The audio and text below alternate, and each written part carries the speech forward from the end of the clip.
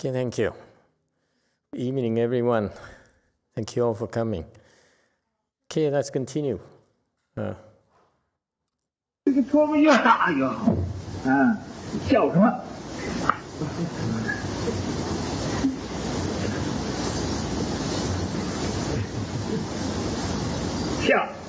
笑就答应。 The bigger the mistake, the better. Ah, what are you laughing at? Laugh? You keep laughing, and I will beat you up.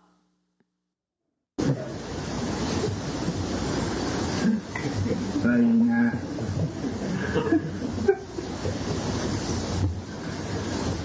他们这是这个无动无作，无挂无碍啊，这叫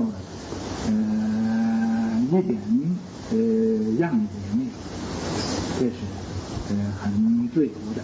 但是 Therefore, this is free, free from constraints, worries, or obstructions. This is called no manner at all. This is very free. 很自由的，也是一个很不自由的。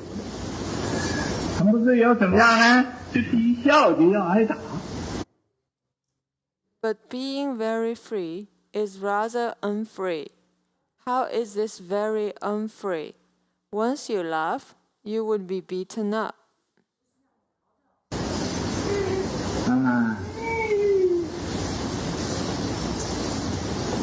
这个刚才呀，在美国佛教前途是很有希望的。不要哭，你将来要为佛教来努力的，知道吗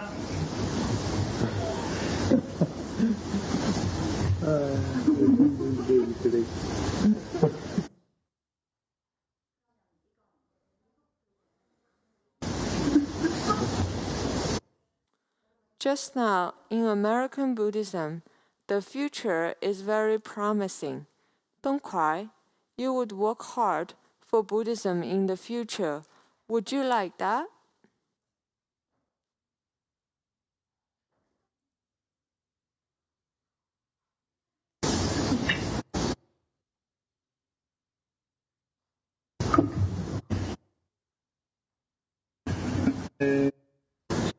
Same 这个人由壮而老，由老而死。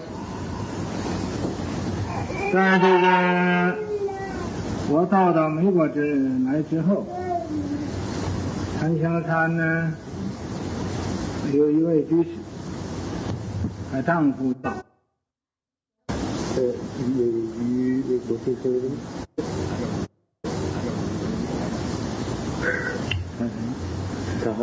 有一个消息对大家发表一下。什么消息呢？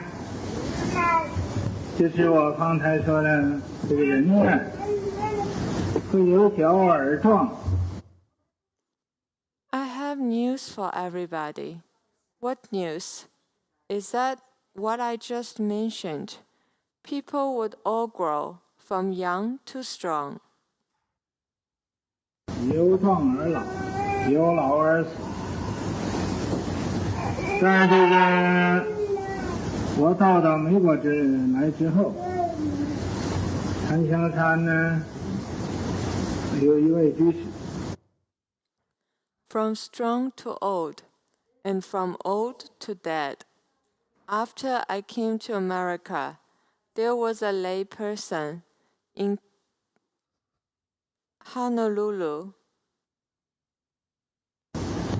她丈夫姓林，叫林允公。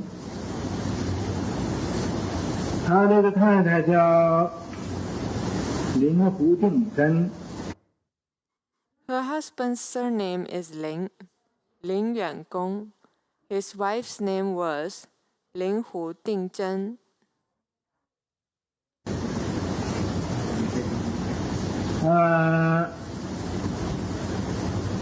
他很发心呢，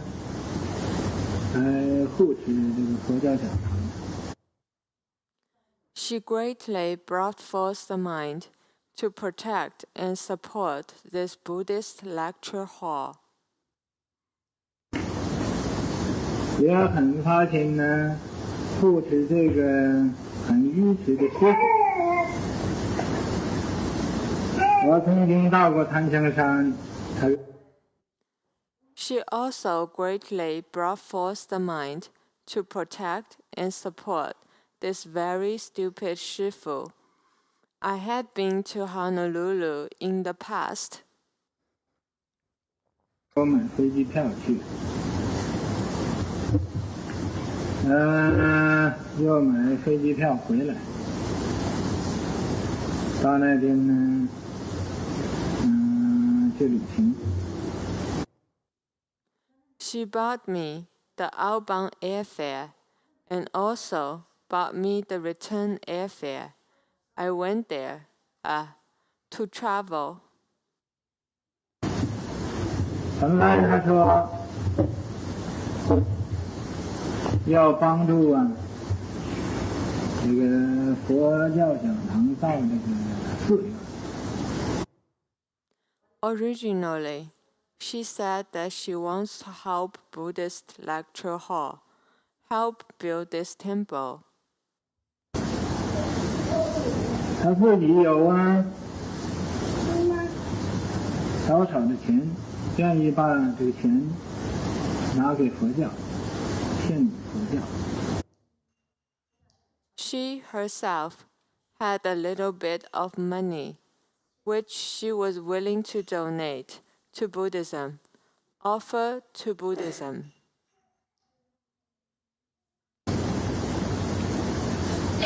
可是因为他自己呢，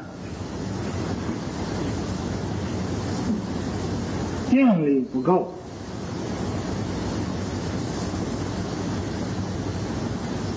发的心呢也不长。But because she herself didn't have enough samadhi power, and the mind she brought forth didn't last long either. 所以就常常改变他的宗旨。他以为他的先生会先呢往生，因为他的先生比他年纪还大。So, she often changes her objectives. She thought her husband would pass away before her because her husband was older than her. 想不到他在最近，这是上个月14号，他已经往生了。他的愿力也没有达到。Lo and behold, recently, on the 14th of last month, she passed away, and her will wasn't achieved either. 那么现在我们知道他这个消息，等到阿弥陀佛诞的时候，这也就快到了。Now that we got this news, we will wait until Amitabha Buddha's birthday, which is right around the corner. 我们大家发心呢，给他回向一下，超度他。Let's bring forth the mind to transfer merits for her, to cross her over. 因为他虽然没有达到他的愿力，但是发的心都不错。Because, although she didn't achieve her will, the mind she brought forth was good. 咱们共同来给在这3天念佛的期间呢，天天给他回向一下。Together, during these 3 days of Buddha's name recitation, let's transfer merit to her every day. 希望他往生极乐世界，不再受这娑婆世界这么样的痛苦。 Wishing her to reborn in the Pure Land and no longer bear such suffering of this Saha world. 那么今天呢，给大家讲这个消息，讲到今天是6月初8嘛。 Then today, I tell this news to you all. Today is the 8th of lunar calendar. 等到15，我们就开始念佛。在这念佛期间呢，We will wait till 15th of the 12th month to start the Buddha's name recitation. During the period of the Buddha's name recitation. 这个打七也就是念佛，念佛也就是打禅七。 Our Chanqi is to recite the Buddha's name. Reciting the Buddha's name is also Chanqi. 所以打禅七说念佛是谁？ So during the Chanqi, we would ask, who is reciting the Buddha's name? 我们现在把这个话头大家都提不起来了。 Now, we probably can't even bring up this huatou anymore. 念佛是谁？谁是念佛？ Reciting the Buddha's name by who? Who is reciting the Buddha's name? Okay, there is a question from Kong. Master, you mentioned that reciting the Buddha's name and then huatou cannot be mixed. So why is Master Sonhwa say like this?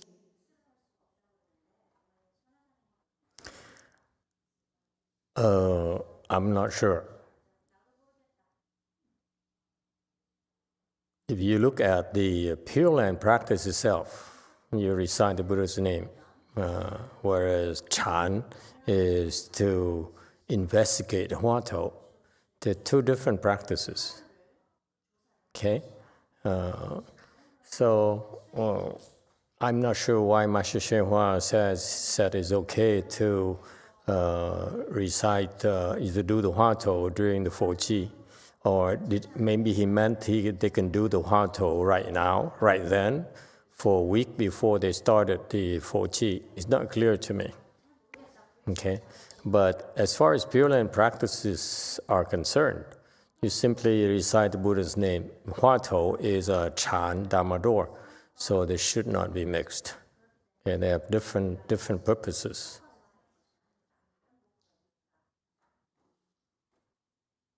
Unless someone else knows anything that I don't know about. Okay? The huatou is not to recite the Buddha's name, so therefore it's not really a Pure Land practice. However, if you look at the advanced level, if you're an advanced practitioner, it's the same. Okay, that's what he meant. When he said Pure Land is Chan, Chan is Pure Land, he's referring to the advanced practitioners. But at low levels, which I'm looking at all of you, it's not the same. All right? It's easier to separate them.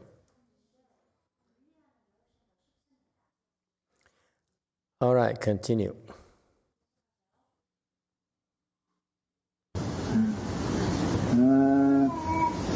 到了这15就念三通佛。第一的纪念阿弥陀佛大。 Then we wait until the 15th. Then we will recite the Buddha's name for 3 days. Firstly, this is to accommodate Amitabha Buddha's birthday. 第二呢，给这个胡定真居士回向。今天呢，把这个消息告诉大家。 Secondly, it is to transfer merits to laywoman Hu Dingzhen. Today, I tell this news to you all. 并且咱们将来呀，要有功德堂。Also in the future, we will have a merits and virtual hall. 搬到新的地方成立功德堂呢。 When we moved to the new place, we will have a merits and virtual hall. 就是他家里啊，给他立不立这个功德的牌位。 In her home, whether this merit and virtual plaque is put up for her or not. Okay, question from Kong. Master, what is a merit and virtue plaque? He's referring to the rebirth blessings.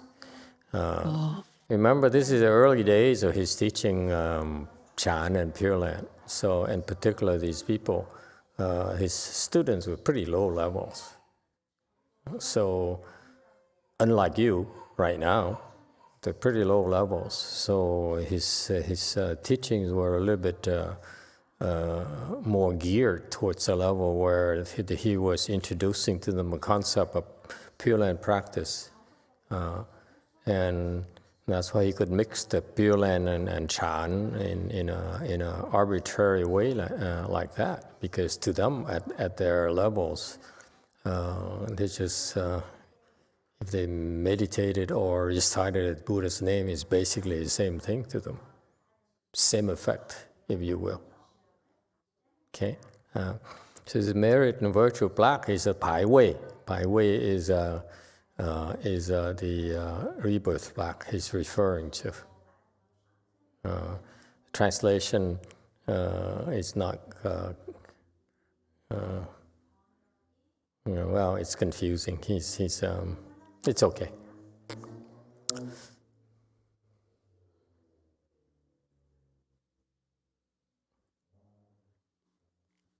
So he's basically introducing, the concept of helping her to go to the Pure Land for her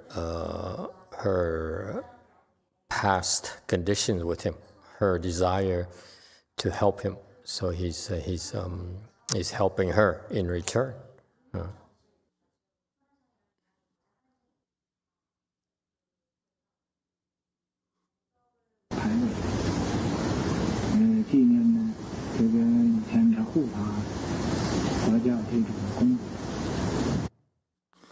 We will put up a merit and virtue plaque for her here to accommodate her merit and virtue for supporting Buddhism in the past.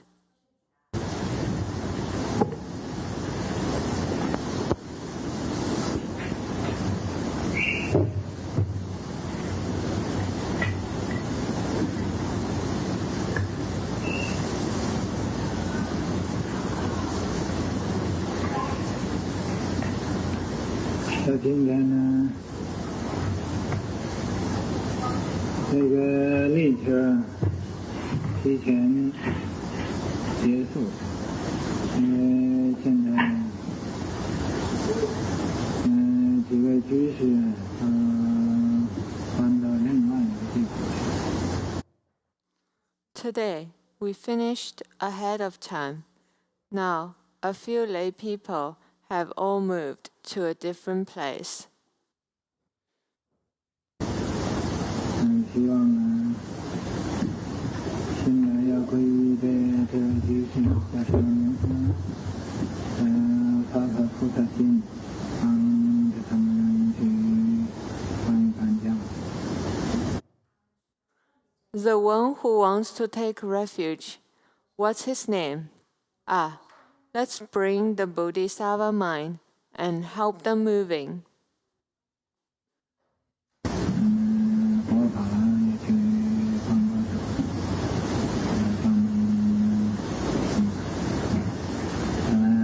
这两位居士啊，这是佛教的基本人才。Guofa also go help with the moving. These two lay persons are all basic talents of Buddhism.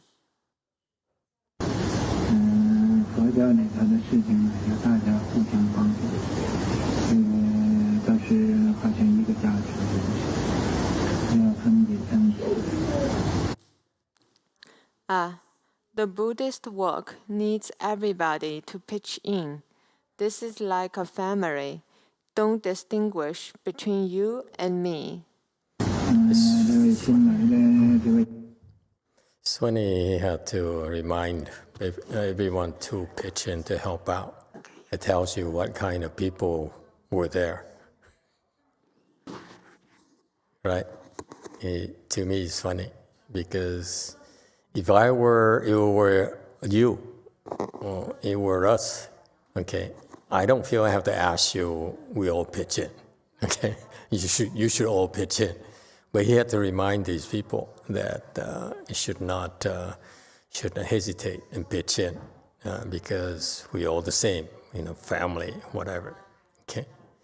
So it tells you how difficult it was for him. Yeah. Continue. 居士，因为新来呀，要帮助人做多一点。This newcomer, because you're new, you need to help others do more. 这个酒屋在这儿的居士已经对佛教做了很多事情。The lay persons who have been here for a long time have already done many things for Buddhism. 出来的人呢，要做换勤跑一跑，不要把人落下。The newcomers need to walk, to run forward. Don't be left behind.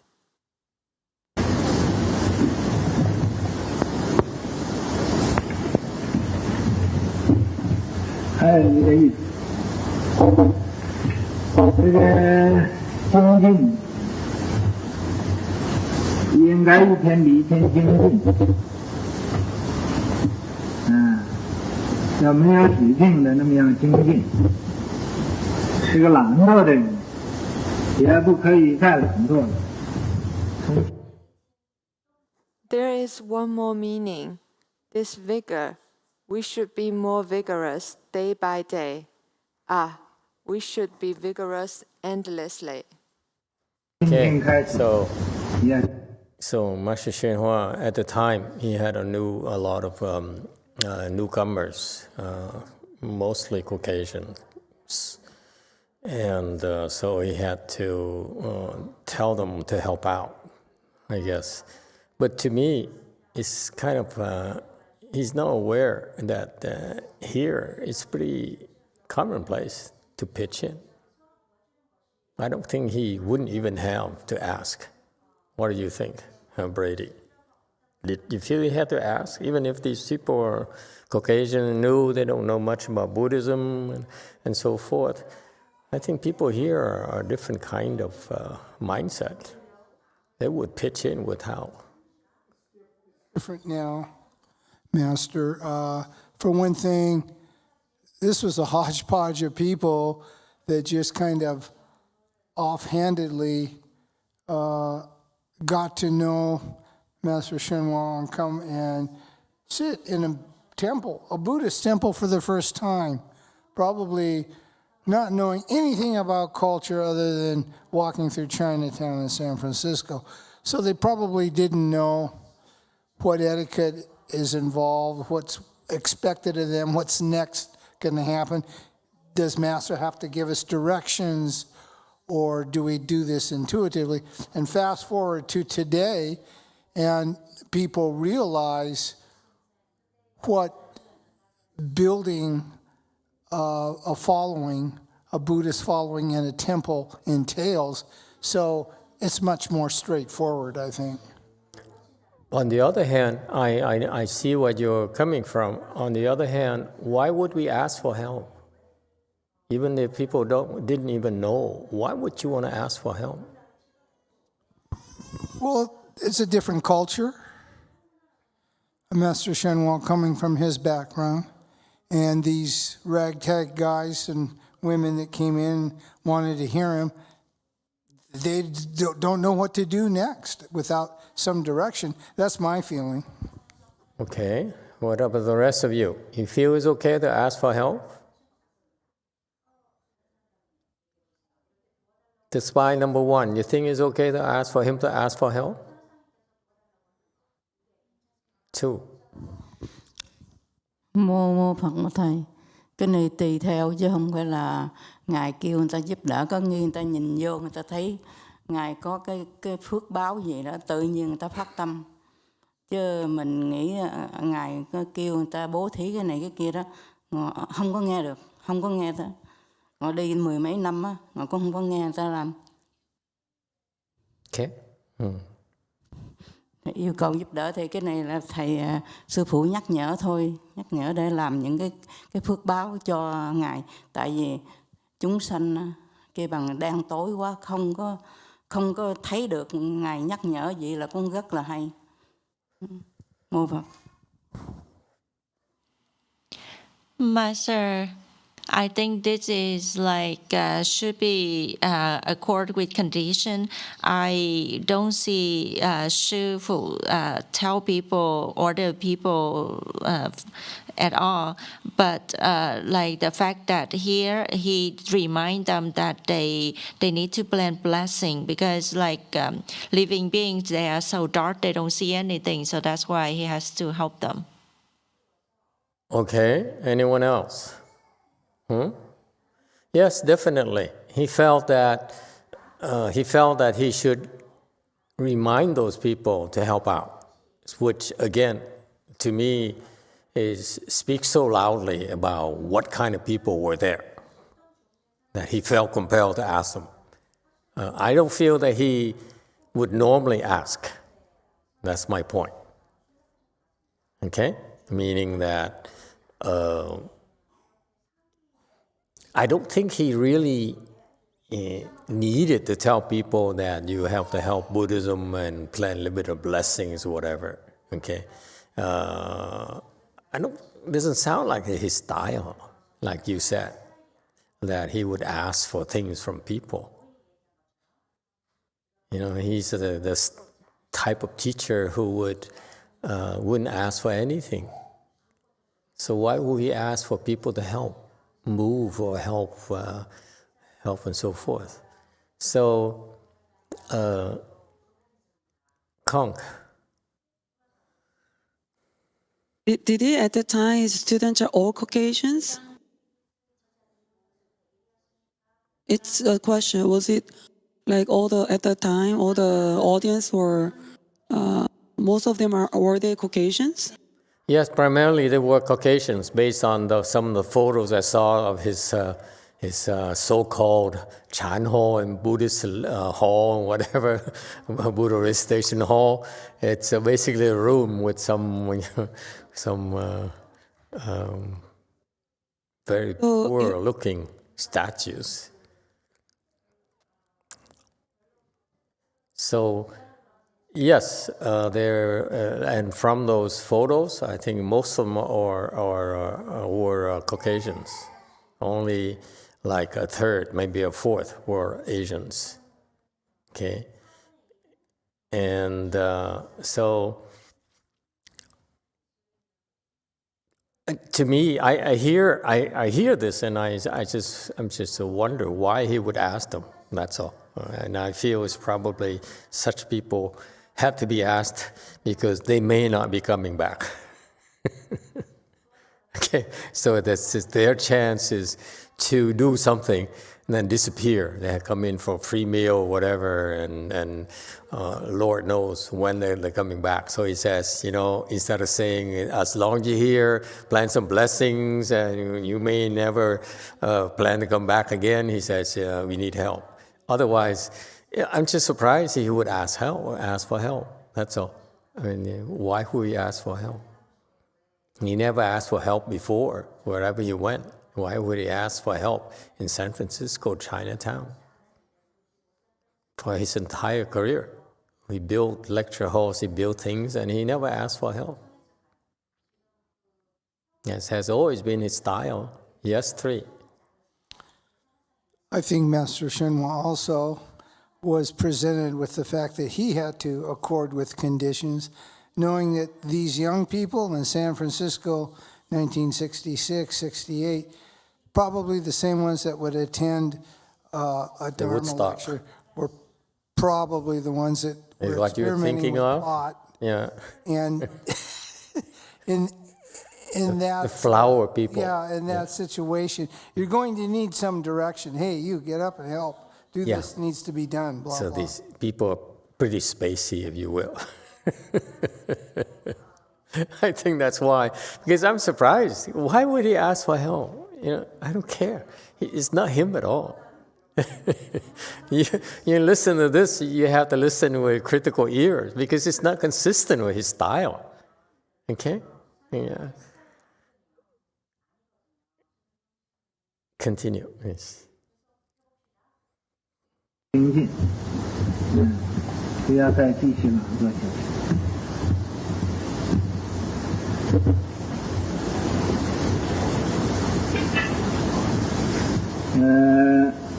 你们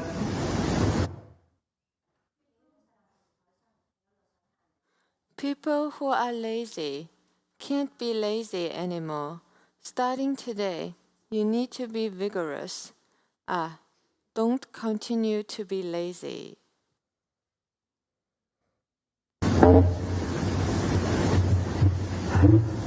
遇到这一位女师傅，只要一心一意发心来护持佛教。You have met this master. You need to single-mindedly bring forth the mind to protect and support Buddhism. 不准打妄想，不准呢，今天想要跑，明天想要跑的。You are not allowed to force think. You are not allowed to think about running away today or tomorrow. 这个在这个佛教里头没有地方跑的，你跑到今。There's no place to run in Buddhism. 边上去也没有跑出佛教，所以这个大家就要发虔诚恳切的心。Even if you run to the heaven, you have not run outside of Buddhism. So, we should all bring forth the extremely reverent and earnest mind. 共同来发扬佛教。谁都不要认为佛教是其他人的载体，就认为这个。To propagate Buddhism together. Nobody should think that Buddhism is others' responsibility. 佛教就是我自己的载体，我自己也就应该来护持三宝，来发扬佛教。You should think that Buddhism is your own responsibility. I myself should protect and support the Triple Jewel to propagate Buddhism.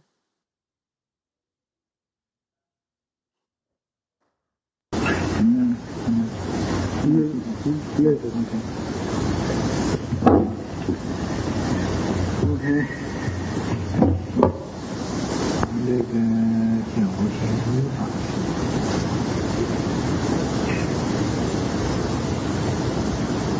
那么他因为呀，说有5个船在印度和中国。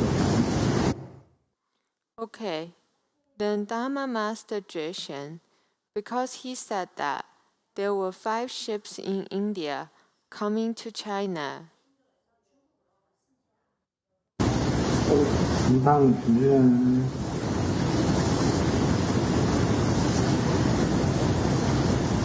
这个法师就说他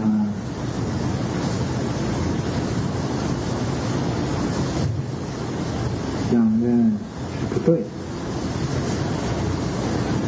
那么以后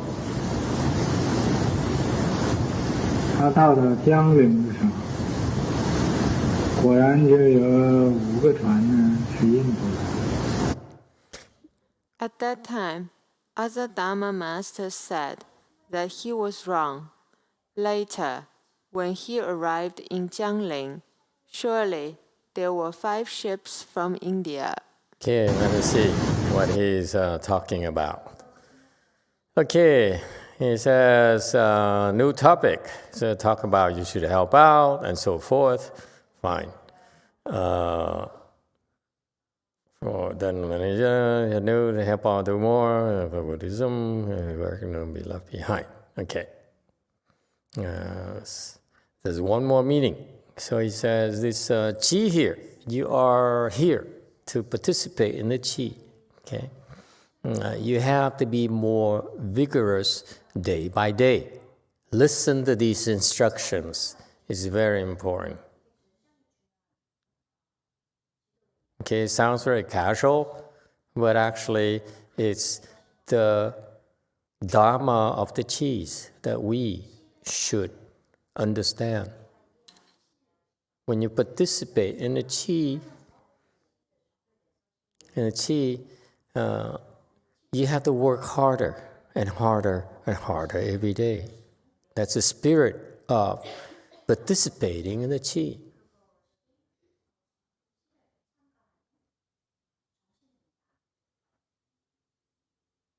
Okay, so unlike our cultures, unlike our times where we are more self-indulgent and we work and then we take it easy, and we work, we take it easy, this qi processes, this qi training here is about increasing your vigor, increasing work harder and harder and harder. That's the Chinese secret.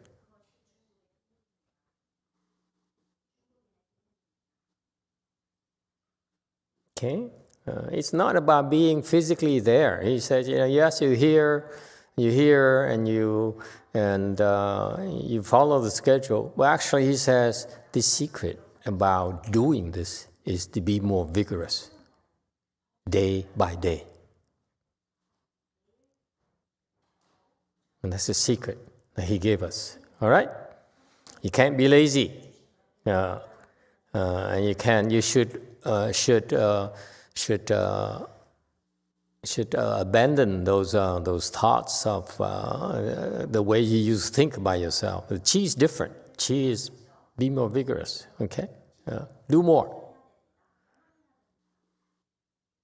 You're tired. Okay, don't rest.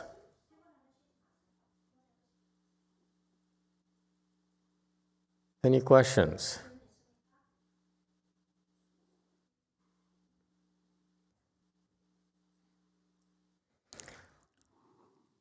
And now you met me, you need a single mind and bring forth a mind to protect and support Buddhism.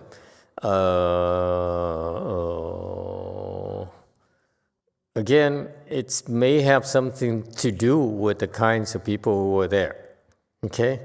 Because, again, I don't think he says that because he doesn't feel that they're going to come back. Okay? He says, you met me. Okay? And you took refuge with me. Therefore, you should bring forth a mind to protect and support Buddhism, because I'm Buddhism. This is the message, but I don't think none of them understood it, or many of you understand it even now. I am Buddhism. I'm your Shifu. So do you support me? You support Buddhism. You support Buddhism, you support me. Any problems with that? These are very casually taught to these people, but the message to me is very, very clear. Okay, these are very important dharmas. On the surface, it seems as if, I need your support and so forth. No, actually, he's saying that you took refuge with me, meaning you want me to teach you how to be Buddhist, how to practice Buddhism. Okay? Then this is what you do. You bring forth a mind to protect and support Buddhism, to support me. My Buddhism. Is it clear? Does it make sense to you? This is different. And these people, they come to meditation and they are helping themselves. Okay? People who come and learn meditation, they're helping themselves. But he says, let me tell you, okay? As far as my Dharma is concerned, you want to teach, do you want me to teach you Buddhism? You want to teach me to teach you my Buddhism? Okay? Support and protect Buddhism. Yes, number 2. Mô Phật và Thầy. Tại vì ngày đó thì không có ai biết là ngày ấy, thì tới ngày cuối, gần cuối đó thì Ngài mới nhắc nhở ai mà đến tới cái dạng Phật thành đó, ai nào mà đến tới đó thì người đó tương lai sẽ thành Phật. Thầy Ngài đã ứng chứng cho người nào mà đi tới chỗ đó, đó là Thầy cũng ứng chứng cho. Giống bây giờ Ngài kêu người ta làm phước vậy đó, thì Ngài cũng ứng chứng cho cái người đó có cái phước báo. Người ta làm không làm là cái chuyện của người ta. Thì Thầy nhắc nhở vậy đó. Thầy là Hòa Thượng, Ngài là một vị Khánh Nhân. Thì tới ngày cuối đó, Thầy nhắc nhở rất là nhiều những cái câu chuyện cho người ta để người ta thi hành. Miễn mà không có làm thì là chuyện của người ta. Thì bởi vì tới sau này đó, gia đình tôi cũng vậy đó. Trời ơi, ngày xưa mình biết ngày gì đó, như vậy mà người ta kêu mình đi hoài mà mình không đi, bây giờ đang tiếc đó. Là nó một cái ý nghĩa là như vậy đó. Mô Phật.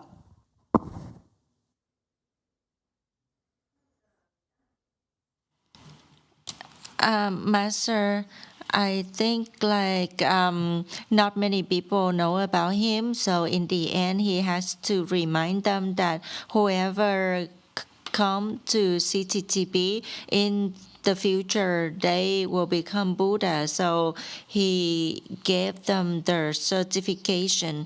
So same thing, whoever create blessing, he certified that they receive blessing. And then his job is to remind them to do it, and then it's their choice to decide whether they do it or not. So, even my family, we knew about the temple, and then people back then told us to come to visit, but we didn't. So now we really regret. Yes. It's just we are going back in time, and we weren't there. We weren't, it's too bad we weren't there, so I don't quite know exactly who was present, what kinds of people were present, okay? So he said these things, but these are fundamental things that I think those are reasonable to say those things. However, when I look back in my early days of teaching Buddhism, I didn't feel I was qualified to be able to tell you that you have to support my Buddhism. Okay, but I find it funny he had to say that to those people. Yes, number 2. Mô Phật, giống bây giờ mình ở đây nè, bây giờ thầy đã mở một cái Phật, cái chánh điện ở đây rất là khang trang, rất là ấn tượng cho người ta. Mà những người ở đây gần đó đâu có ai mà tới đâu thầy. Rồi những người này thấy không, người ta qua sông qua biển, người ta tới đây người ta tu. Đó. Là cái phước báo của người ta rất lãi. Rồi những người mà không đủ phước báo đó, ở gần kế bên người ta cũng không có tới đâu thầy. Cái đó là cái rõ ràng. Rồi một ngày nào đó người ta mới tiếc mới tiếc mô Phật. So similar here, Master opened up the Buddha, and then we have a very beautiful Buddha hall. But then the people around here, not many people knew and come. But then you see, like we have a lot of people that comes from far away. They have to make a long trip to come here. Those people, they really have a lot of blessing. And you know, for those neighbor around here, one day they will regret that they didn't come. Oh, that's true. It's true, but there's a lot more going on, you think. And it's because as you just said, it takes a lot of blessings to be able to practice Mahayana. It takes tremendous blessings, a lot more than people realize, and therefore it cannot be forced. The reason that many are here is because, in my opinion, that it's not the first time you practice Mahayana. That's why you're here. Okay, and it's so it's not what it appears to be. It's not the fact that people don't come or look down upon us. It's the fact that these people don't have enough blessings. That's why they can't make it. They don't recognize value. That's all. Okay. These people, our approach is different. These people, when they go to the temple, they look for reinforcement of their ego, that they're special, that they are important.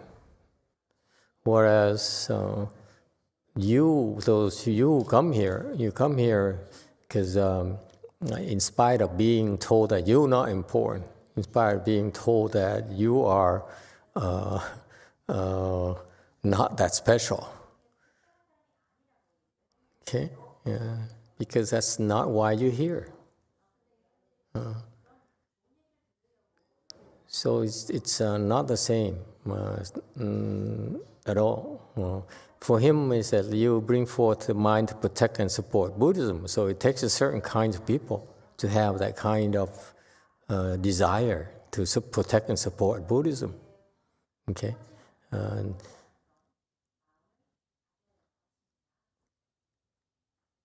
So, but there's not much we can do. It's just like it takes a lot of blessings to be able to practice Mahayana. Okay, if you don't have enough blessings, here's what happens. He says next. He says, you're not allowed to false think. False think here again. You know, the Chinese they keep on talking about false thinking and so forth. Okay, let's stop doing that. Okay. False thinking here doesn't mean a whole lot to people.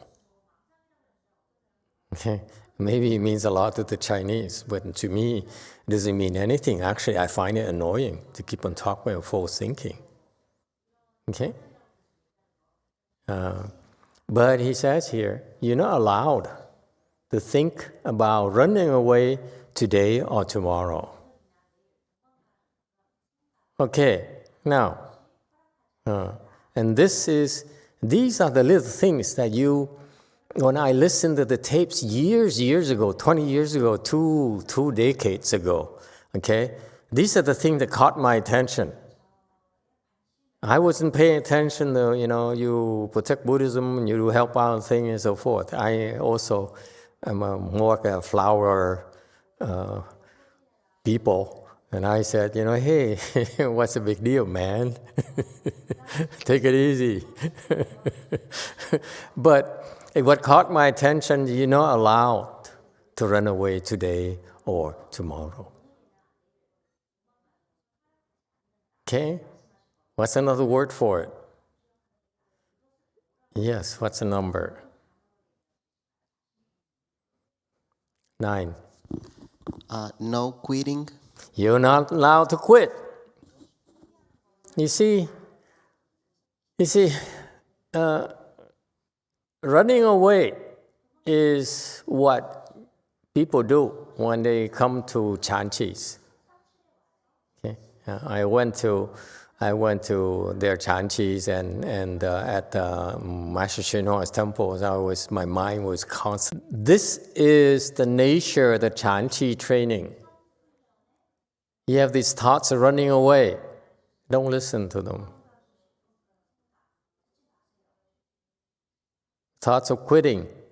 Don't listen to yourself. Thoughts of resting.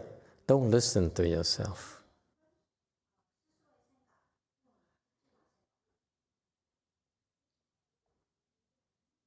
All right? There's no place to run in Buddhism. Meaning that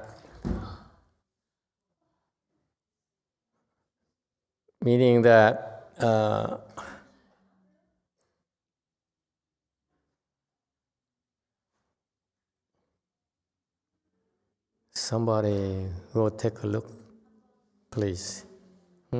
Make sure she's okay.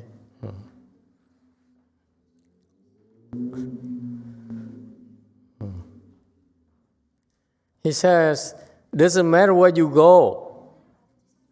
Doesn't matter where you go and look for the next practice, something that you like better. It's still within Buddhism. It's still within my Dharma. Okay? In other words, you can't handle my current level right now, so go to something easier. Okay? That's why you have to run away. But eventually, you have to go back to my level if you want to learn Buddhism. This is why he's so Chinese in that sense to me. This is what he means, but he can't really spell it out. Okay? Because if you practice any other forms of Buddhist practices, okay, eventually you have to go through what? What he just said. You have to help out, create blessings. You should not quit. Yes? Doesn't matter what practices you're going to do. You're Hinayana or non-Hinayana or Mahayana, whatever. You still, if you want to improve, want to achieve fruitions, you cannot run away. And this is what makes Master Hsuan teaching so special. All the other things you talk about, whatever, Chinese style, Japanese style, Vietnamese style, Hinayana style, Sri Lankan style, and so forth, okay? They all boil down to, okay, not running away. And that's what caught my attention, because I didn't understand it until when I was there. I said, I don't like you. You guys are, we are not robots, man. I mean, in America, we're not robots. You give me a reason why I do it, but you don't give me a reason, I don't take you seriously, okay? Okay, just because you feed me, because you give me clothes, doesn't mean I have to listen to you. I work. Okay, in exchange for those things. So, but after I left and I went to the other places, and they also thought, we meditate, we do Huatou, we are, big shots, we have money, we have support and so forth. But they don't know how to practice. And this is the key to the practice. Don't quit. Doesn't matter what you do.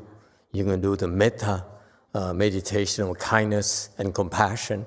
You can do impure contemplation.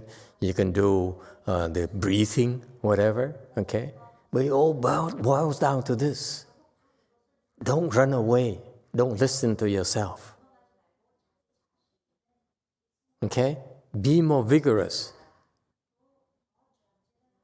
And as you become more vigorous, you encounter much bigger and bigger problems, bigger obstructions, bigger challenges.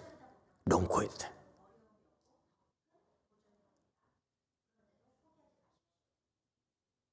That's what I understood. So this is what we're doing for you. Now, see, most people don't realize it. So that's why when he told me to start teaching, this is what we're going to do for you. Is that we'll remind you and we'll help you solve these problems, because as you become more vigorous, let me remind you, you become more vigorous, you encounter bigger obstacles. Will make you feel like quitting. Should I quit fasting because I'm so tired?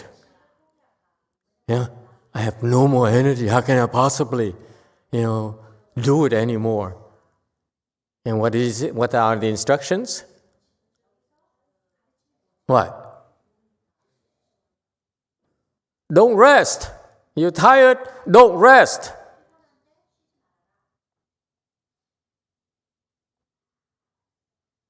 Right?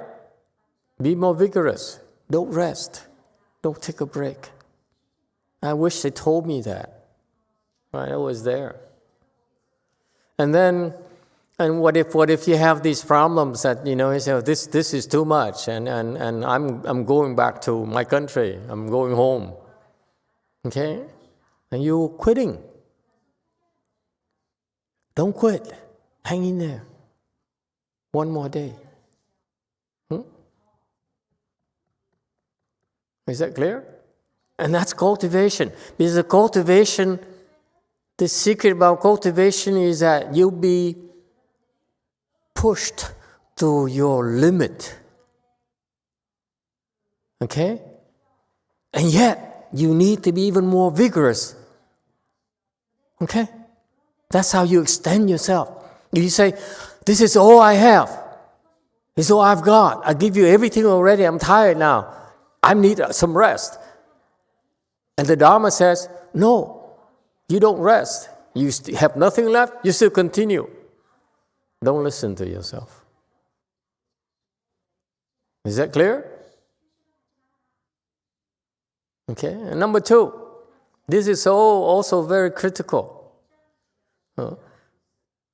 As you practice vigorously, you will have a lot of afflictions.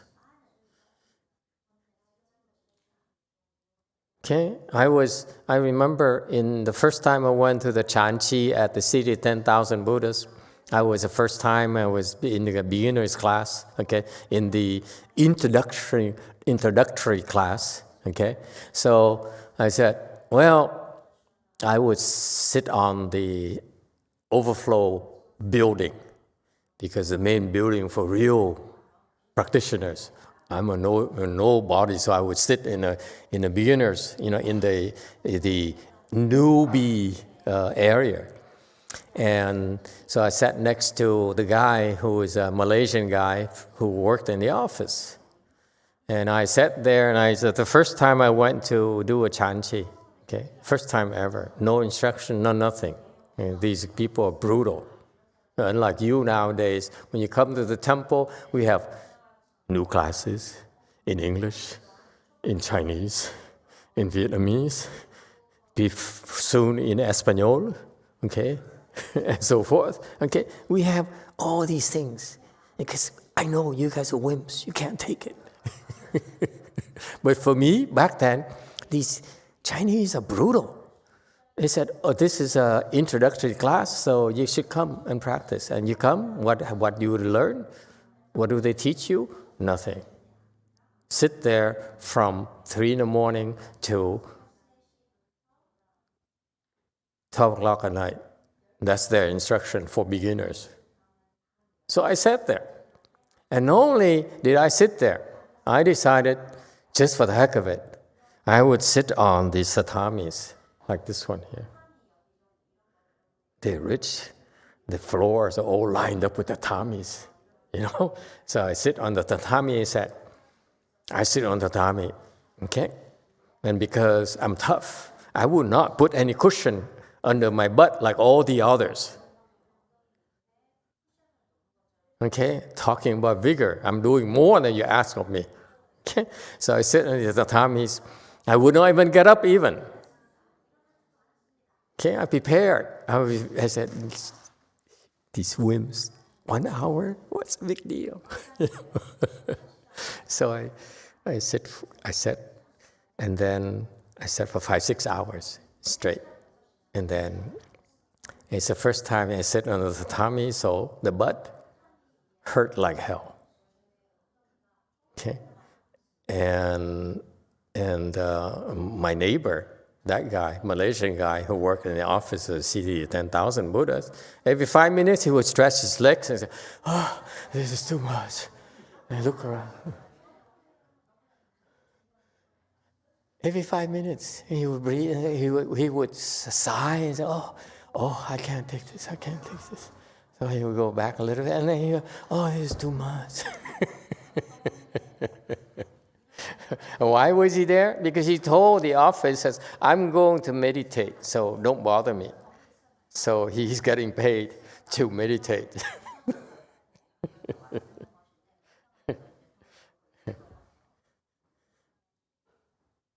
And I was doing it for myself, but it's funny. But when I saw that guy there, I felt like quitting. I said, "Why am I doing this? This is nonsense." And my point being to you that we come up with different reasons to quit. And that's why the instruction is so beautiful. He says, don't run away. Bear it. Keep bearing it. Yes.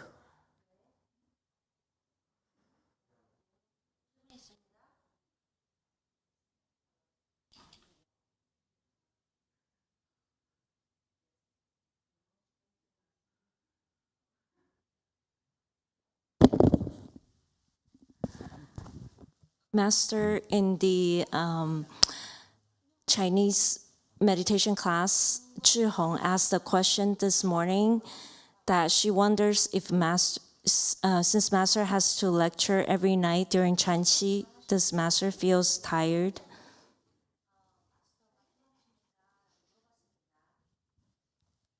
Okay. If I lecture every night, I really don't feel tired at all.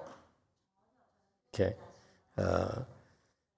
Because for the simple reason that for some reason, when I lecture, after a lecture, I feel pretty good.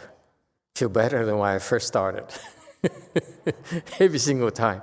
It's so strange. I remember last Saturday, I was so tired.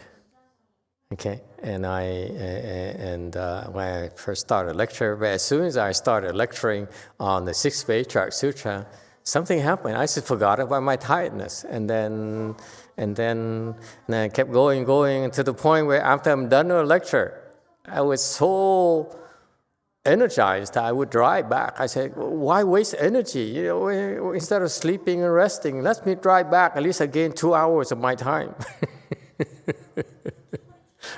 And then after 2 hours, I said, "Well, I'm a little bit tired now, but look, these people, they're sleeping." So I tell you what, I told myself, I tell you what, let's continue to drive so that they can sleep and they can rest, because tomorrow they have to work. Okay?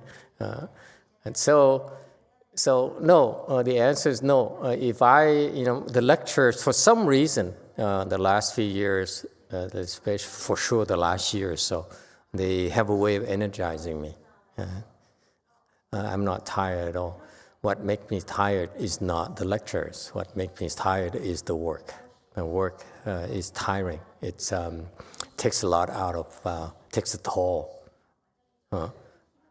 So the nature of work is that if I were to meditate, it's different, but I have to work. And my work is physically demanding, physically takes a toll.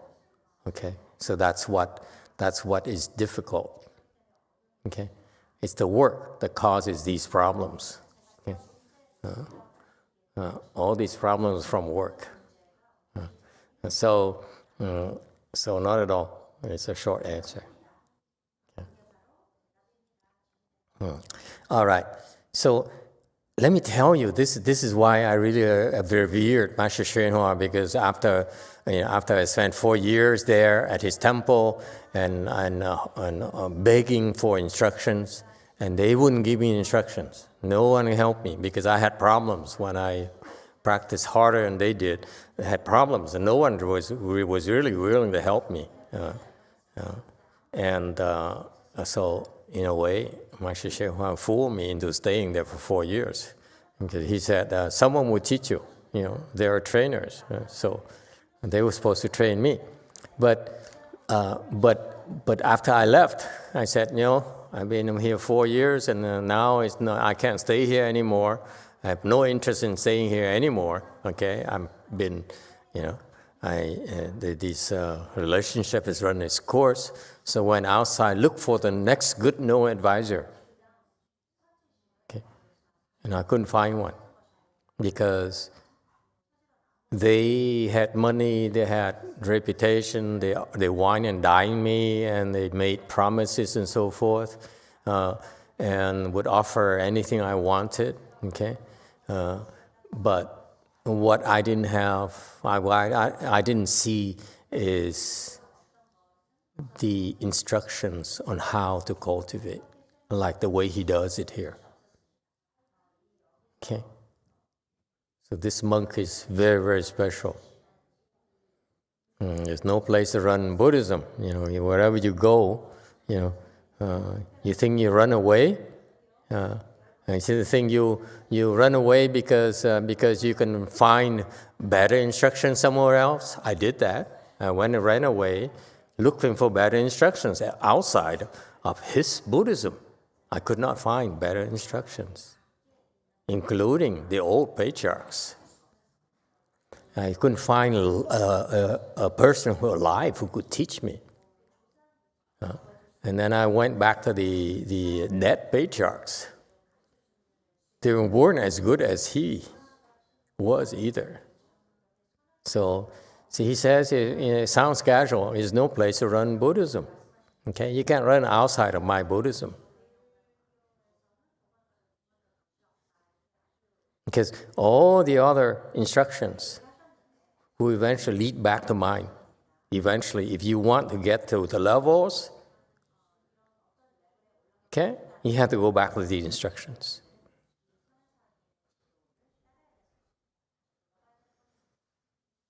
You haven't, outside Buddhism, extremely reverent and earnest mind, okay? So he says, wherever you run, wherever you run, you cannot be outside of my Buddhism. My Buddhism is so all-encompassing here, okay? All the other Buddhism, the other teachers. I'm interpreting this for you. This is how broad of a Dharma he's been teaching in such simple words. He says, whatever you learn outside there is within the scope of my teaching. Okay? Even if you go to the heavens, you won't find anything higher than this. You go to see, what's his name? Maitreya Bodhisattva will not be able to find, okay, higher than this. It's a very powerful statement.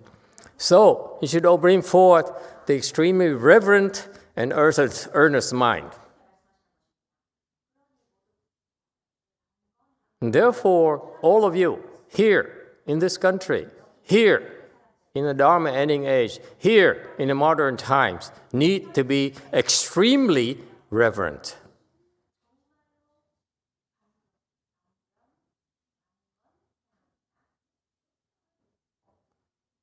And earnest. Very sincere.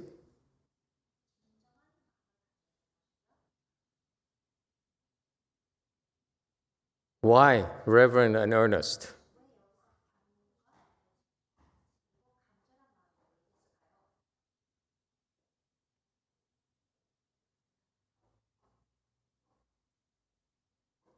3.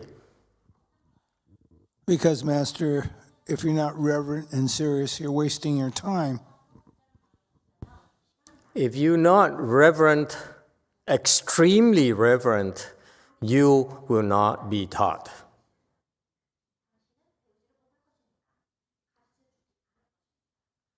You want a great Dharma? Let me put it this way for you. You see, forget about Master YongHua, forget about me, let's say you see Buddha, Shakyamuni Buddha. You come over and say, Shakyamuni Buddha, I'd like you to teach me to become enlightened. Yes?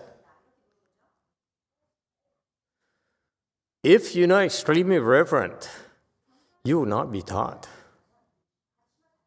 Never mind about us. The Buddha would not teach you.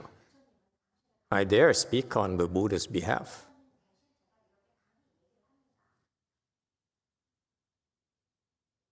So, the higher the level of teachings, the more reverent, the more respectful you have to be. If you look at a low level, like you go to, let's say you go to a high school teacher, okay? You don't need to be reverent. You need to be respectful. They don't expect you to be respectful.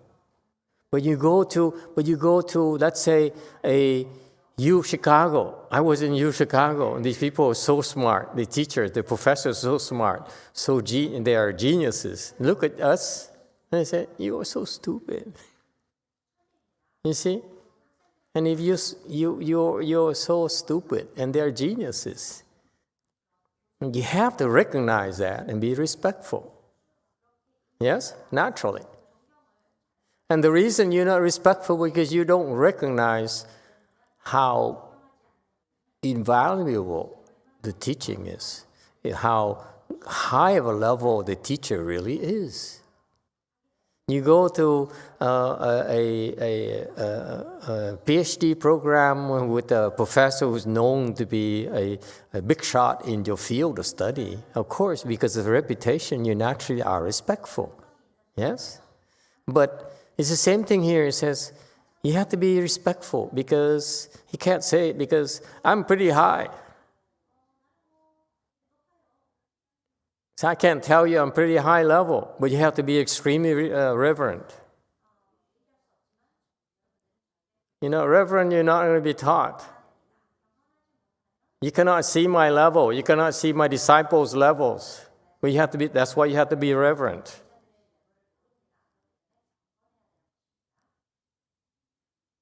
You're not reverent, who cares?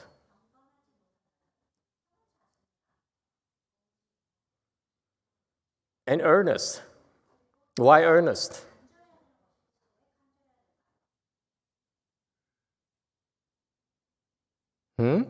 Why earnest?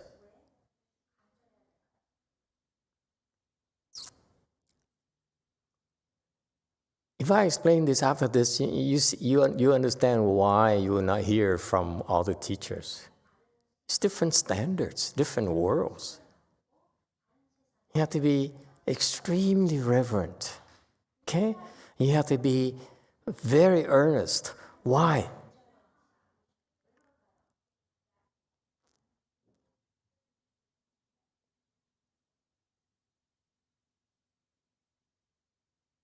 Why do you have to be sincere? Why do you have to be earnest?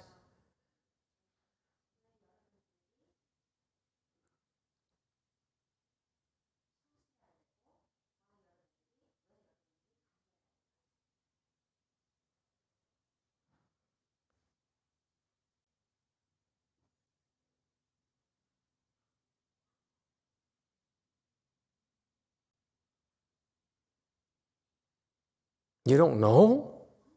What? Even monks and nuns too, for all these years, you don't know why you have to be earnest? You've been practicing Son, you've been practicing meditation all these years. You still don't know why you have to be earnest? Yes, old monk, number one. A Di Đà Phật, theo con thẫn thiết là mình rất quý cái pháp đó. Cho nên mình rất khẩn thiết là giống như bây giờ mình đói, quá đói thì gặp món ăn thì không còn thời gian nữa, mình phải rất gấp rút mà ăn để mình. Cái pháp cũng vậy. Thì cái pháp rất cực kỳ quý như vậy mà mình tôn trọng như vậy thì người ta giao cho mình thì mình khẩn thiết mình thực hành, chứ không còn thì giờ ở đó mà là relax nữa. Để mà thực hành cái pháp đó thì mới vậy, thì cái pháp đến với người đó mới xứng đáng để hưởng, mà mới có kết quả được.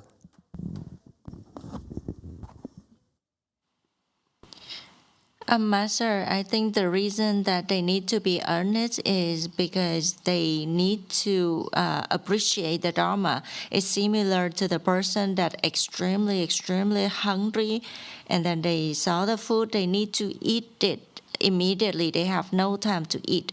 And then you need to appreciate the Dharma, respect it, because the Dharma is very precious. So once it conferred to you, you need to practice vigorously, like you have no time to relax. If you can do it, then you will attain result. Go ahead, Kong. Yes, Master. I think it's need to be honest, because that when we are on, we have more concentration and we have the chance to get the practice more effective. Okay, earnest. You have to be earnest. Yes, go ahead. 9. You have to be earnest because masters, they don't like to waste their time. Anyone else? Why you have to be earnest? 6. Master, in order to absorb the Dharma. Absorb the Dharma. Anyone else?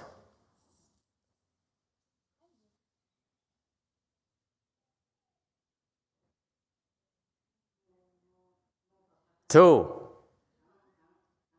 Thì mình có cái cơ hội này thì mình phải tinh tấn, phải là thêm cho những cái ấy, miễn mà rồi đó cái cơ hội này qua rồi đó, đây ngàn năm cũng kiếm không được nữa thầy. Mô Phật. Kong. Because when you are not earnest, then when the teacher asks you to do something very difficult, you naturally will have a thought that you don't want to do it. Sound like you're speaking from personal experience. Yes, Master. So people, we need to be earnest. Okay, let me explain to you. When you practice the Pure Land Dharma door, okay, one of the technique for reciting Buddha's name is to recite the Buddha's name earnestly. Sounds familiar? Cần chia niên.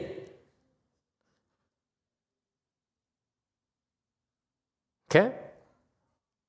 You recite earnestly.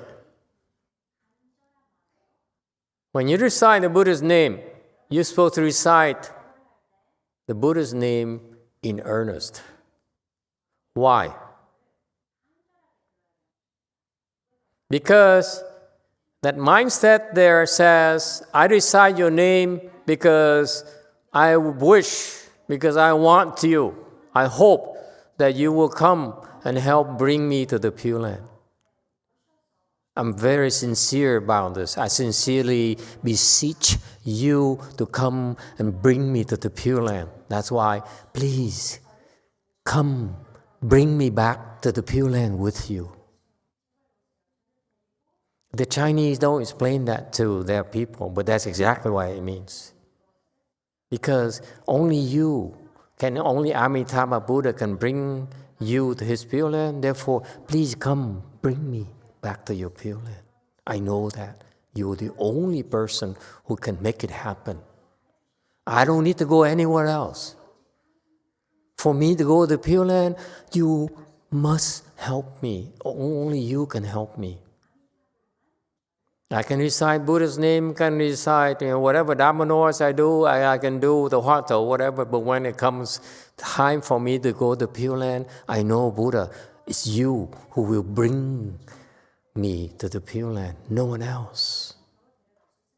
And therefore, since I know that, please bring me to Pure Land. That's all I ask. That's why Amitabha, and what's not said is, please bring me to your Pure Land. Amitabha, please bring me to the Pure Land. Emitofuo, please bring me to the Pure Land. Amitabul, please bring me to the Pure Land. Aidafa, please bring me to the Pure Land.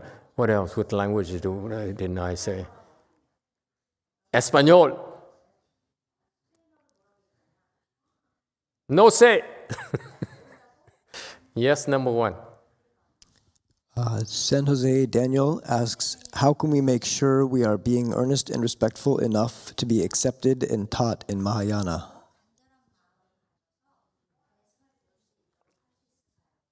I'm coming to that, okay?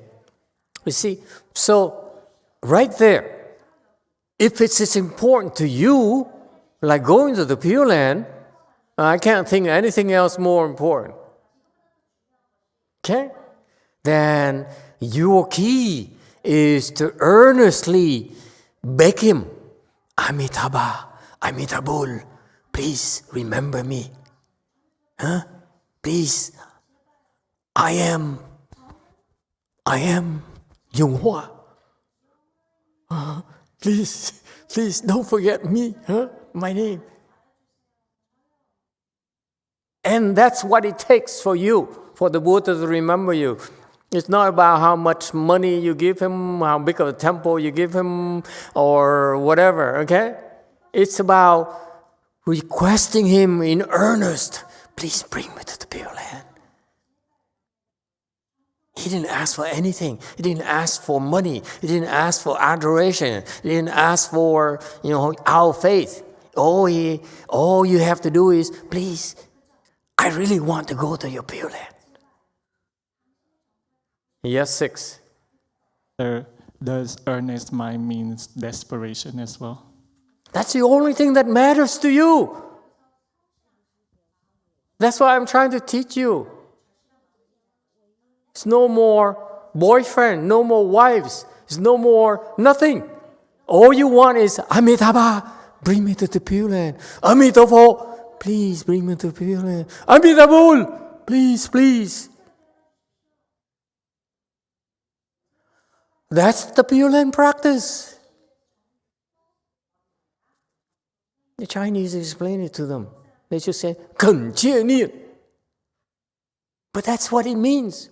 Because that's the only way for you. That's your best you can do to maximize your chance. If you were to do it yourself, this is how you're going to have to do it in order to get Amitabha Buddha's attention. Is it clear? That's a Dharma door. So when you do, I know it's over, but we can start over again, you like. We can do a Fo Chi. It's not too late yet. We can do it like Master YongHua. Tomorrow we start Fo Chi again. And now, promise if we do it Fo Chi, now you have to say, Amitabha, bring me to the Pure Land. Amitabha, bring me to the Pure Land. Please, bring me to the Pure Land. That's all I want.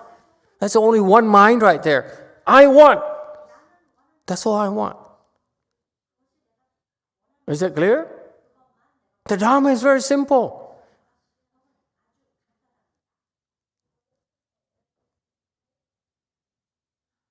And that's a Pure Land practice. Because when you're that earnest, what happens? What happens? Your body is tired. You say, my body is tired, but please bring me to the Pure Land? Hell no. You just say, I don't care. Amitabha Buddha, bring me to the Pure Land.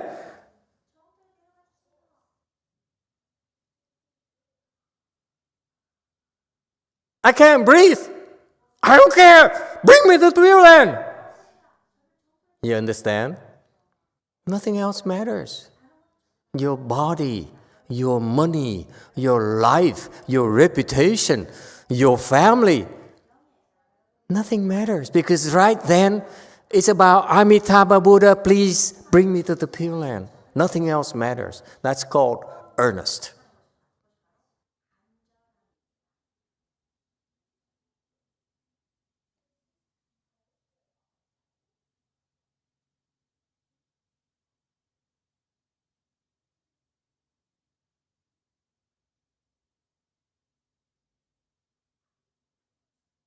And what happens?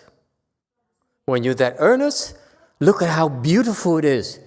You drop your husband, you drop your king, you drop everything. All you have left is Amitabha. And that's called, what is that? Single-mindedness.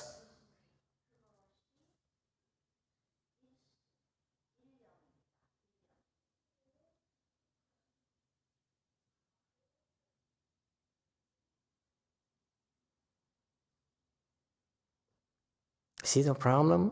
You guys know too much. You know so much about Pure Land. You know how to meditate.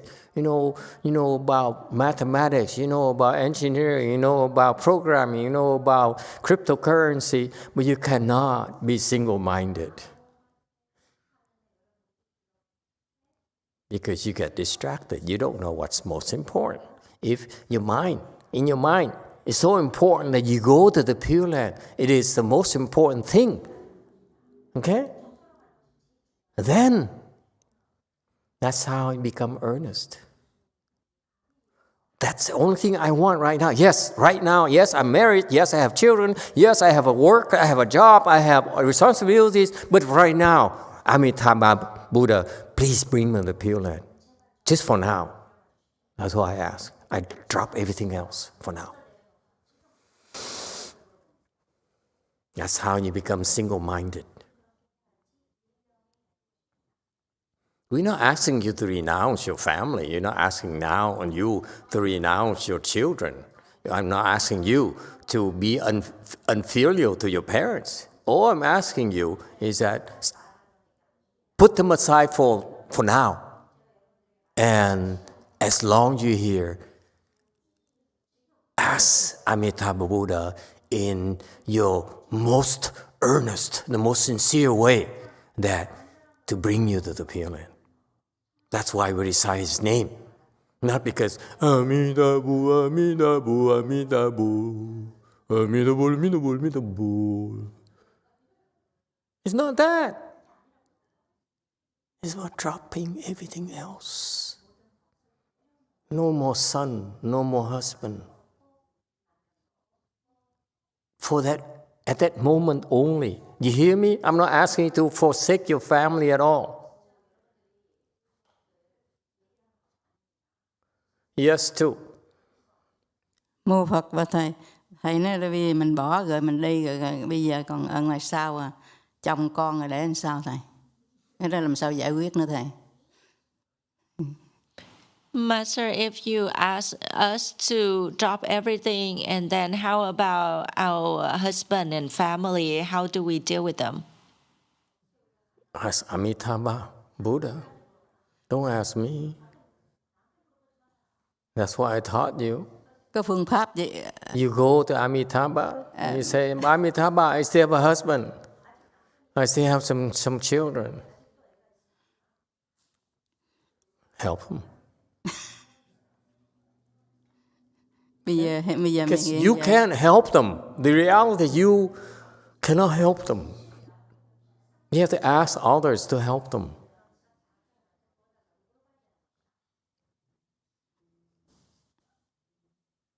You have to help yourself first. Bây giờ mình biết con đường mình biết đi rồi mà bây giờ còn cái ở ngoài sau một đám ngoài sau làm sao mà tìm cái phương pháp nào mà mình giúp những người đó đi nữa chứ đâu mà mình đi rồi mình that belongs to others' help. Right now we're talking about self-help. Okay? You want to go to the Pure Land, the way to help yourself is to recite earnestly. But when you want to help others, it's about others' help in the Dharma door. That's different. All right? Anyone else? Of course. Number 4. 우선 먼저 법문 시간에 소란을 일으켜서 죄송합니다.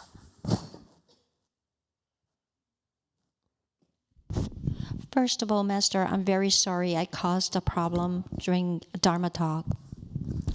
그다음에 제 질문은 간절함과 목표에 집착하는 차이를 알고 싶습니다.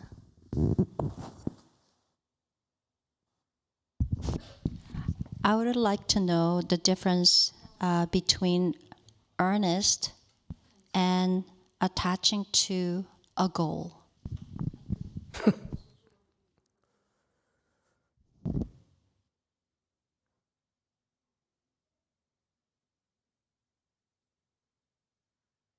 Does anyone know what's the difference?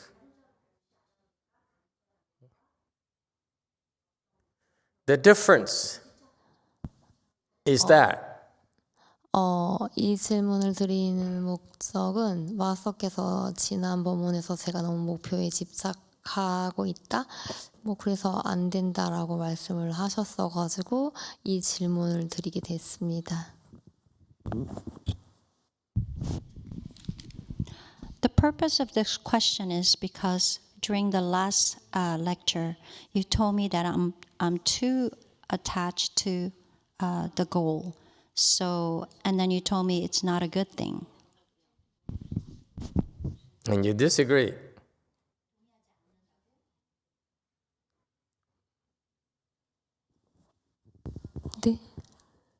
네.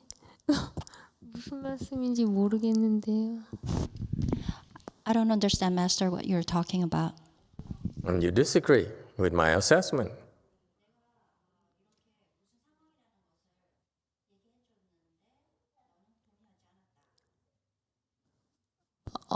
그 법문을 다시 들어보겠습니다. 죄송합니다.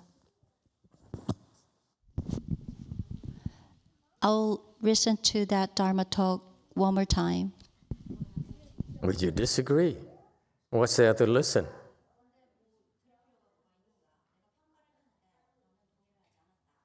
If I tell you I bother to spend time talking to you, and you say, I disagree, what is that? Are you being reverent?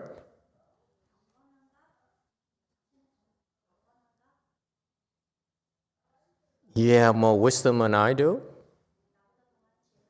Then why are you here?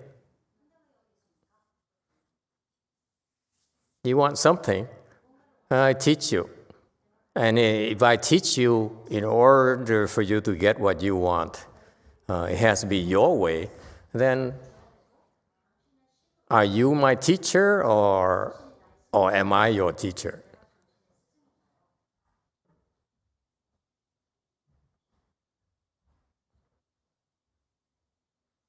And if I give you instruction and you don't appreciate it and you don't respect my instruction, you say, I disagree with you, I don't like it, then what do you expect from me?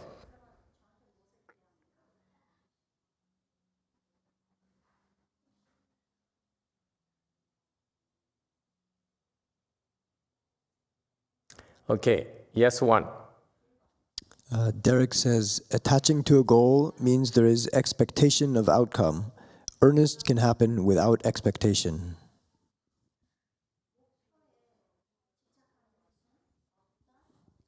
We're not talking earnest yet.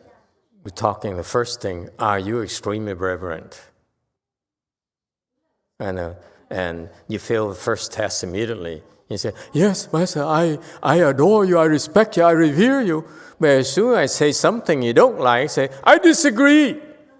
I don't like it anymore. I'm out of here. Then you're lacking reverence. Don't talk to me about earnest yet. Okay, earnest is next. Well, you're not reverent. What do you expect? You're going to have the same problem wherever you go. You're going to go next person, they say, oh, you're so special. I love you. You come here. I will, treat you, with special attention. You're a wonderful person, all those things. And as soon as you hear something you don't like, I'm out of here, I don't like you anymore.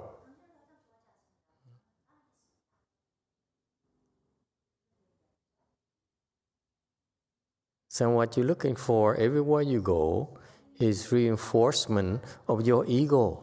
You're important and you're right. If you're right, why do you suffer so much? If you're right, you don't need me to tell you. You're here because it's my job to tell you what's wrong with you, what's right with you. I don't need to talk about it.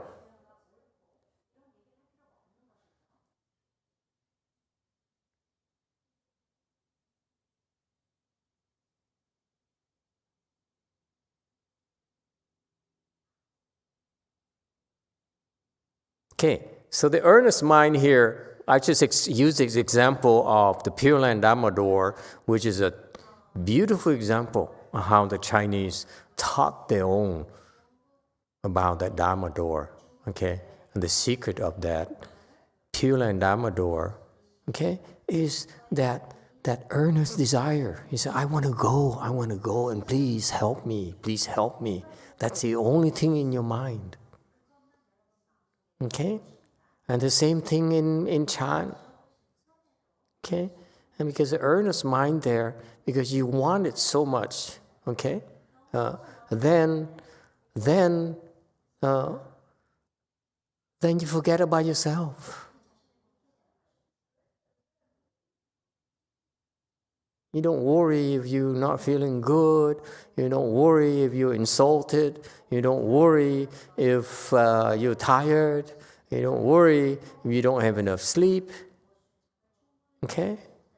All you do is single-mindedly focus, okay, on the meditation, on the work. If you can do that right now, if you go back to your own life and you have to work and all these errant thoughts come, you say, I don't care. My job right now is finish my project, finish my work, because a lot of people depend on it. I need to meet this deadline for my boss, for my peers, for my colleagues, for my family. See? Same principle. You forsake everything and just focus. Earnestly is the mindset will help you become more focused, even more and more focused. That's called concentration. You increase the concentration by being more and more sincere. I'm tired, I'm sleepy. But no, never mind about my being tired, my being sleepy. I need to do this. Never mind about I'm not feeling good. I'm, all kinds of, unpleasant thoughts going in my mind. But that's okay. For now, let me focus on doing this work.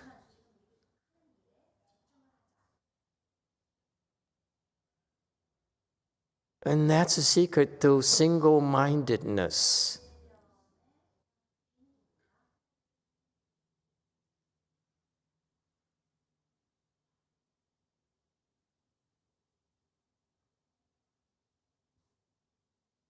And only he, Master YongHua, the only monk that I ever heard teach this.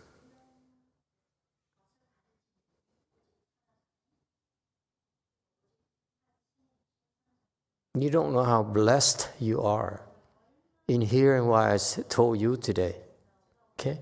Because most of his pupils don't even get it. Because I wasn't taught. That's why I quit.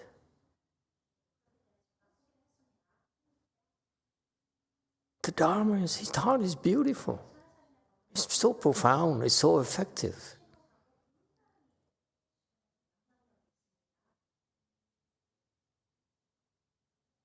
So in summary, earnest mind is about dropping everything else, okay? And just focus on the task at hand. That's how you reach single-mindedness. That's Chan right there. Isn't that beautiful?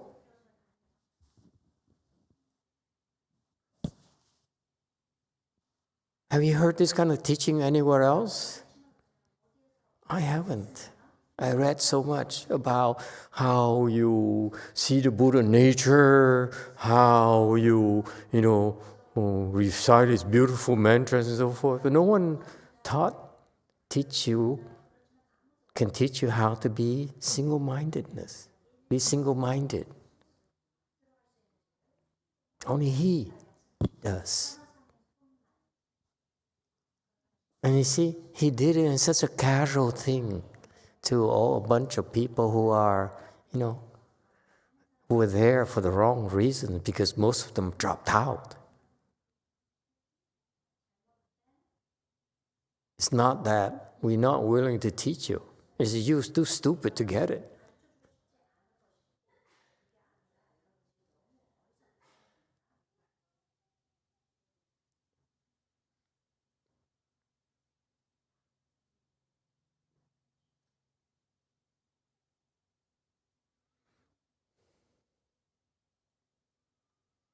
Propagate Buddhism together. You think Buddhism is our responsibility. Okay, those hippies, who cares?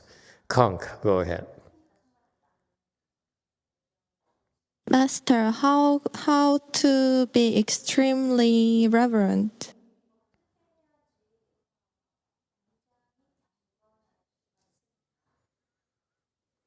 How are you extremely reverent?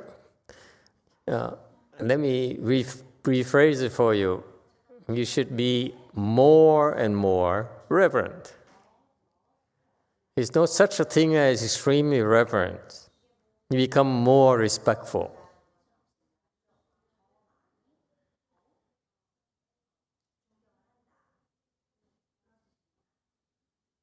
Okay? And that's something you discover. It's not about how my teaching you how to be extremely reverent, but it's about asking yourself, am I respectful enough? Can I be more respectful?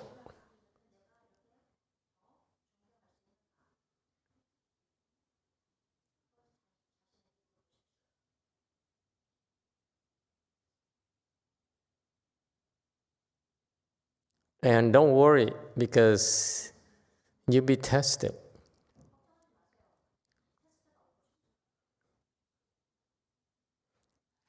As you become more respectful, your ego diminishes.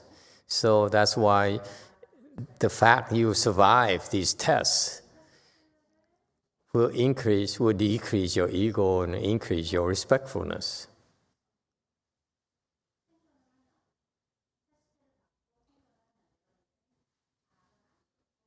And what tests? The tests come from all around you. All those people you see, the people who smile at you. They are your tests, including me.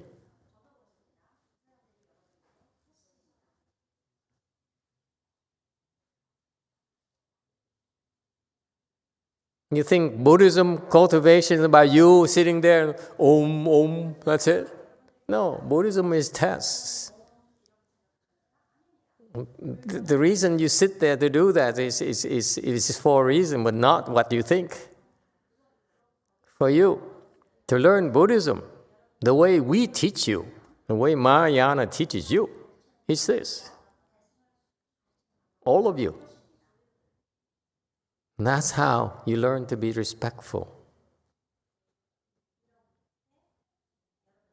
You respect every single person you see. You're not respectful, you won't be taught. The more respectful, the more you'll be taught.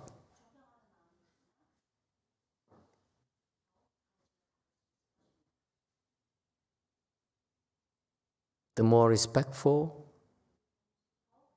the smaller your ego, the easier it is to get rid of your ego. You're not respectful, it's a waste of time. And this is where the Caucasians fail. This is why the Caucasian cultures, the modern times, especially Western civilization, they fail miserably when it comes down to this. Okay, because they worship the ego. In Mahayana, we crush the ego, we stomp on the ego, we abuse your egos. That's Mahayana. You won't find, those great teachers like Master YongHua who says, "Oh, you are so special to me. I appreciate the check you just wrote for me." People gave him big checks and look at the checks and okay. And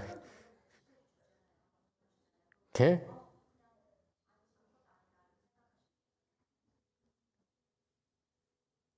You cannot open your wisdom unless you become more reverent, unless your ego is quashed. And how do you quash for your ego? By helping others. Stop worrying so much about yourself.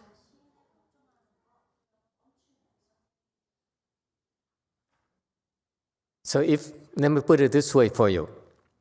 You sit for 3 months, and every day, and you think, see, I'm just a special person. Who can sit for a day like me?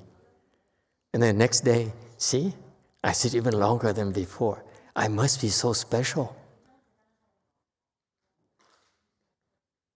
After 3 months, your ego only gets bigger. How is it going to help open your wisdom? Wisdom cannot be open unless your ego disappears. So your practice is fundamentally flawed. I don't care. You recite for the 42 hands and eyes for 10 years, and every day you say, "I'm so special. Look at how special I am. I am doing the one of the highest dharmas available in the world." You get nowhere. It's a wrong practice. Because you are extremely reverent to yourself. You're supposed to be extremely reverent to your teacher, not to yourself.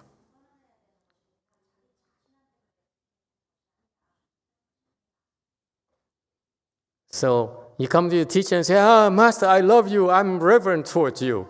And teacher says, "Get out of here." He said, "You can't talk to me like that."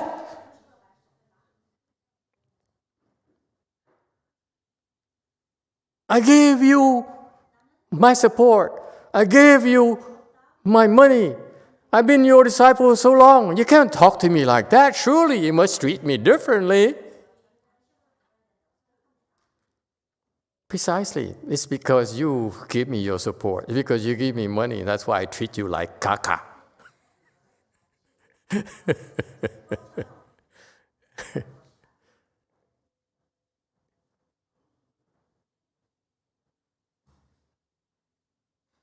I don't know about you, but I came from a sales background, like Xianan. Okay? But I'm not a cheap salesman. I came from a sales background, but I'm no cheap salesman. Okay? Let me make it clear for you. Being a salesperson, I've always never trusted anyone who praised me, who treated me nice, because I know that's what I do to sell to people.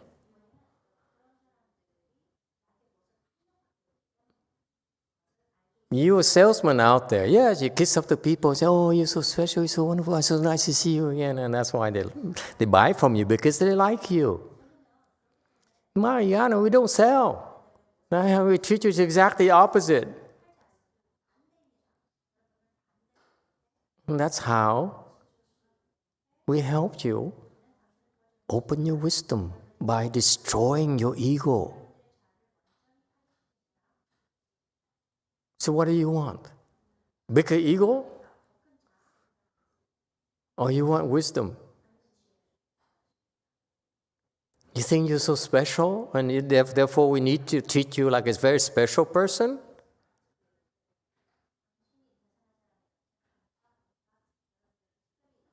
Then you're not reverent. You're only reverent because I treat you nice. And you're not earnest because you only earnest to get what you want.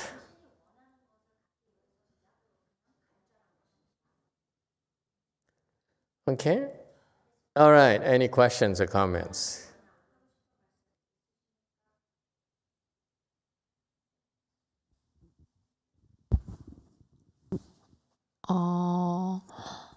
네, 제가 지금 말씀 듣고 보니까 마스터보다 제가 되고 싶어 했던 제 목표를 더 경건하고 공경했던 것 같습니다.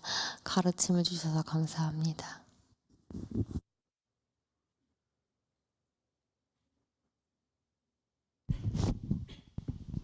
Thank you, Master. After I listening to your talk, I believe that I myself were more reverent and then more respectful, more reverent and earnest to my goal.